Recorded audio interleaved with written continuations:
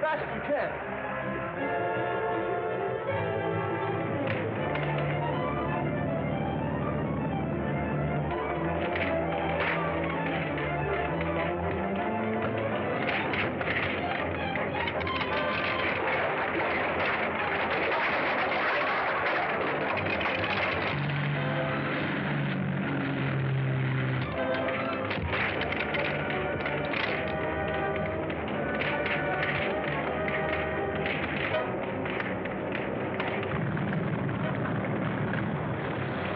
Can't get very close to that fire. You've got to. Dick Tracy's aboard that ship.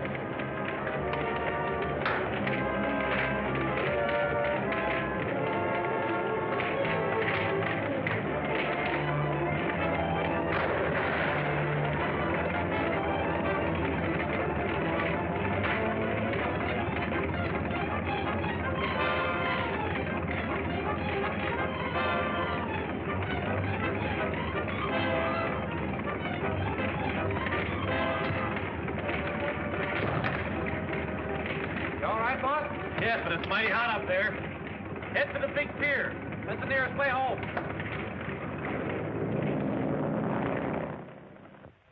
There we was, creeping along. And the Spider's men was all around us.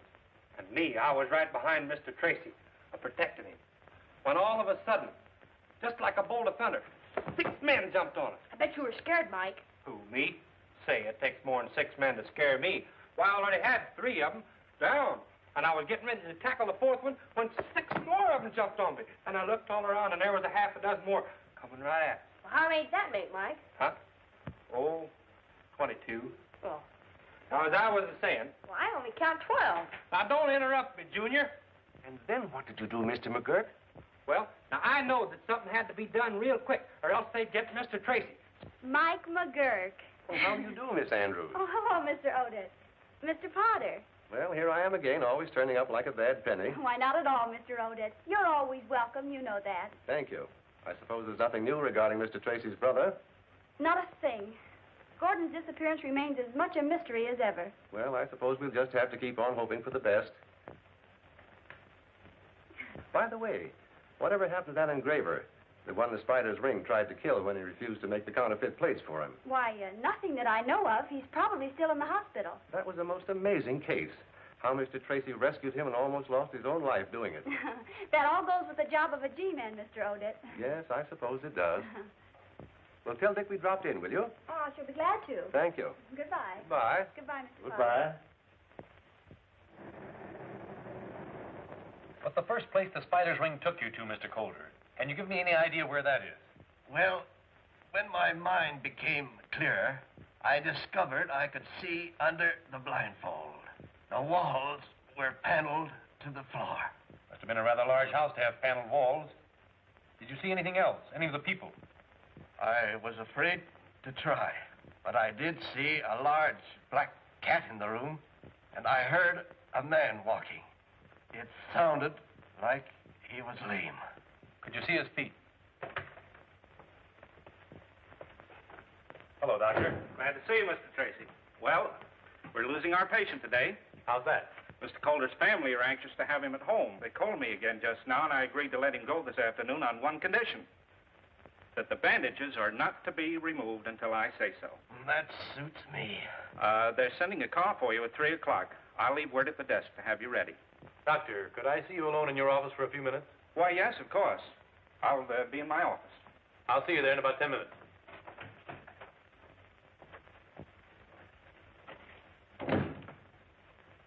Miss Jennings, there will be a car here for Mr. Coulter at 3 o'clock. Please see that he's ready. Yes, Doctor. That's the patient in 404? Right.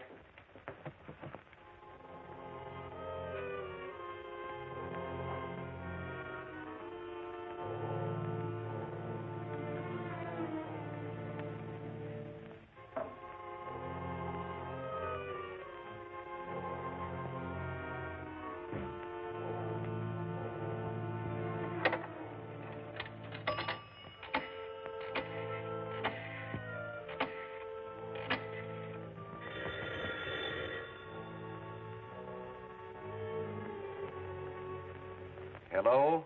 They're going to take Coulter out of here at 3 o'clock. Stand by and keep watch. Report immediately if there is any change in the time.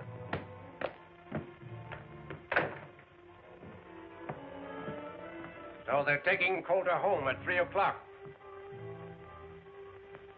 They're calling for him at 3 o'clock, but they'll never take him home. Coulter carries the mark of the spider, and no man has ever borne that mark and lived. That is very true, but... There must be no exception. Gordon is right, Moloch. It will serve as a warning to Dick Tracy that the spider never sleeps. Very true, only it is too bad that we must abandon our plan to have him make the counterfeit plates. Coulter is such an expert engraver. But he has already refused. And it is also very true, my dear Gordon. But I recall a surgical case wherein a man's nature and his mind were completely changed by a simple little operation. I seem to have a vague recollection of hearing or reading such a case. The operation was on the brain. There is nothing strange about that. Such cases have always received considerable publicity. You undoubtedly read of it in the newspaper. Then you believe such an operation would bend Coulter to our will? I know it would. Then it shall be done. There is just time to countermand my previous plan and make new arrangements. But at 3 o'clock, Coulter will be here.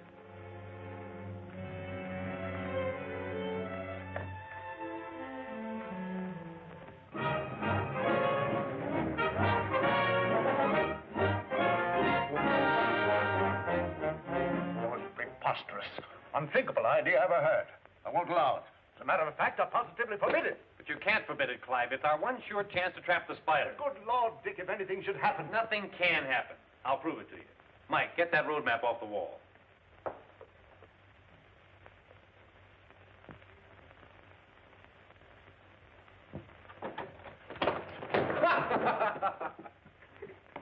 You're a lot of help.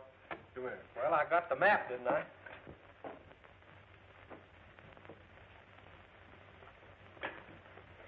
Now, let's see. Here's the hospital. We throw a ring of our department cars with their two-way radio, completely encircling the hospital. If the spider ring shows up to get Coulter, as I expect, their car will be spotted by one of our guards and its description immediately broadcast to all the other cars. What, with so many cars following Dick, Only one of our cars will be following the spiders at a time. The others will be on roads paralleling the route. Oh, I get the idea. Then there'll be a net around the spider car all the time. And if they turn off into another road, the other cars will be immediately notified over the two-way radio, and one of them will take up the trail. In that way, no matter how often the spider's car changes its course, a different car will be following it. I guess that's a good idea, Chief. They'll lead us to that spider's hangout without even knowing that we're following them. That's what I hope they'll do. It's a perfect setup, Dick, but question now is, will the spider make the attempt to get Coulter? They need those counterfeit plates, and you can bank on it. The spider will try again to force Coulter to make them. All right. I withdraw my objections, but it's against my better judgment.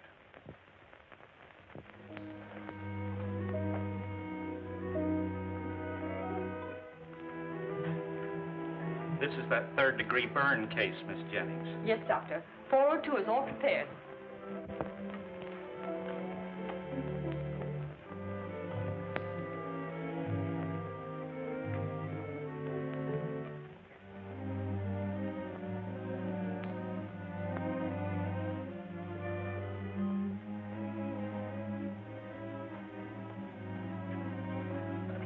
You may go now, Miss Jennings. This nurse will be all the help I'll need. Very well, Doctor.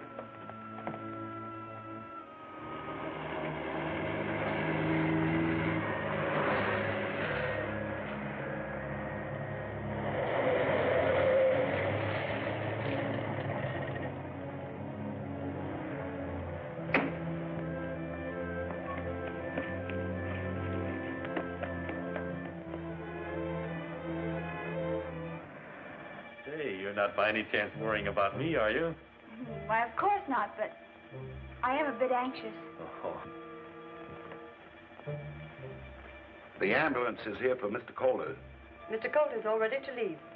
He's in room 404. Thank you.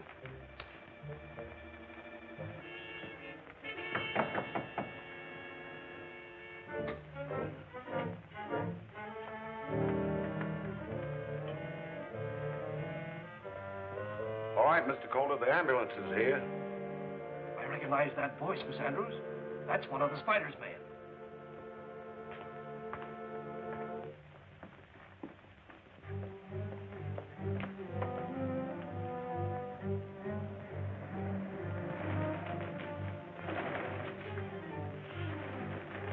There's the signal.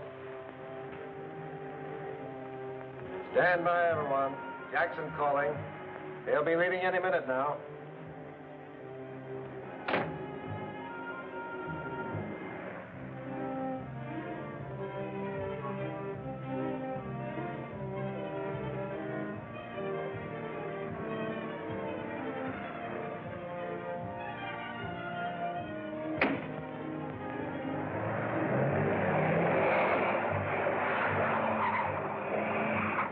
Jackson reporting. Car heading south.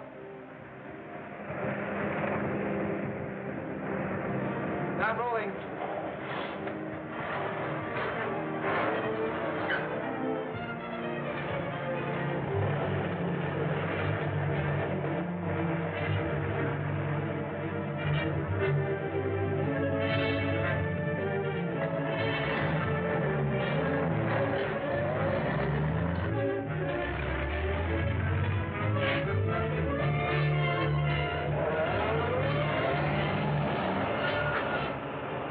Why we got to stick behind all the rest of them. I'm getting tired of being last all the time. Well, no use taking any chances on the Spider's men recognizing us, Mike. Then they'd know something was up.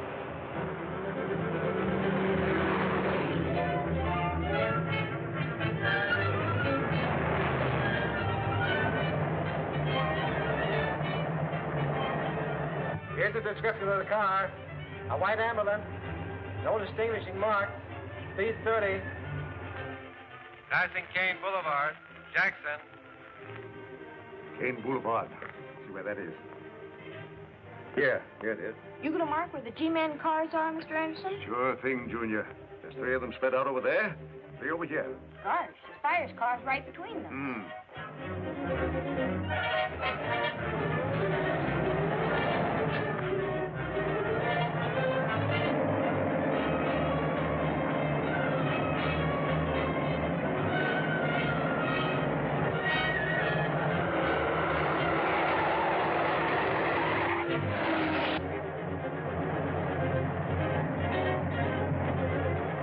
That car in back of us seems to be sticking on our tail.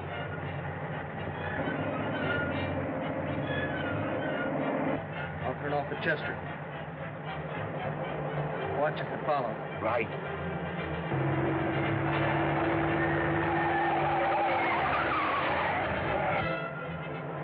False alarm. He went right by. Car just turned into Chester Boulevard. Going east. That is all. Take over. Jackson. All right, Jackson. Anderson calling Fox. Anderson calling Fox.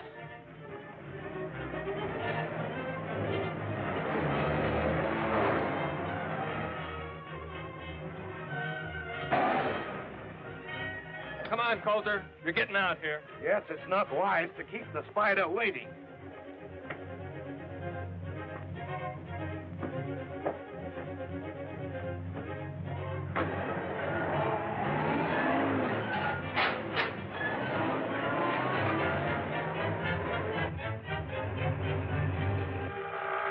Gee, you think something's wrong with the radio, Mr. Anderson? We should have heard from Mr. Morris before. Morris reporting. No sign of car. Going through Casper to investigate. All right, Morris. Other cars stand by for Morris report. Something's up, and I'm going to find out what it is.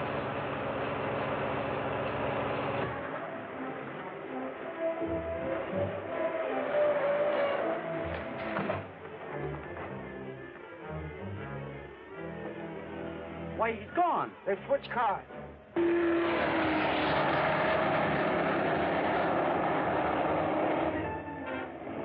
Steve Lockwood.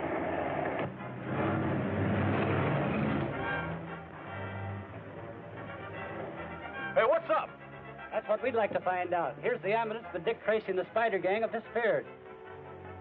There's been another car here. Did any car turn out of Casper while you were watching? Yeah, a flower slate delivery car headed south. That's it. They switched ticket of that forest truck. Quick, broadcast the description of that truck to the other cars. Come on, Mike. Gotta locate that truck.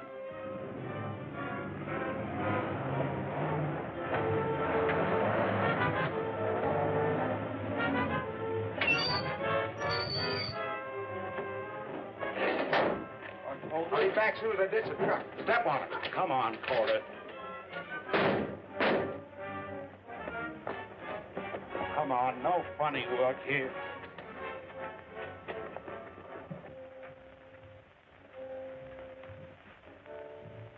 Welcome, my dear Mr. Coulter. We are delighted to see you again. We're wasting time. Take Calder to the operating room. All right, stick him up. Get over there. Get over there. Now, back up. Back up!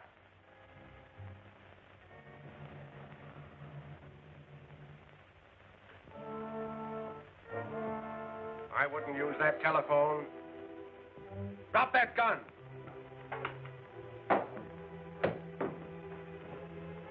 Mr. Coulter seems to have made a sudden and remarkable recovery. My dear Moloch, you had better examine Mr. Coulter's head. It may need a new dressing. Dick Tracy. Seems your wish has come true. Dick Tracy is here to take Mr. Coulter's place. A marvelous opportunity. Take the great Dick Tracy to the operating room.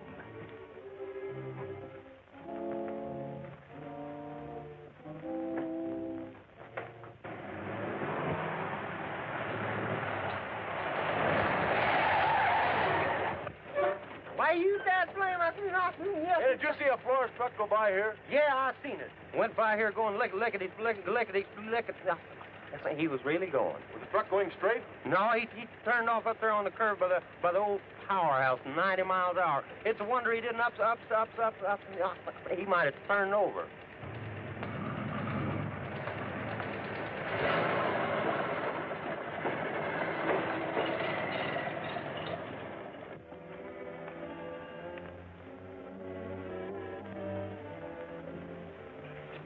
Get the ether ready and the cone.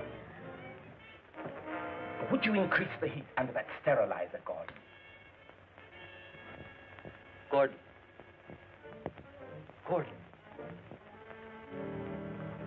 Was that my brother, Gordon Tracy? So, the great Dick Tracy did not recognize his own brother.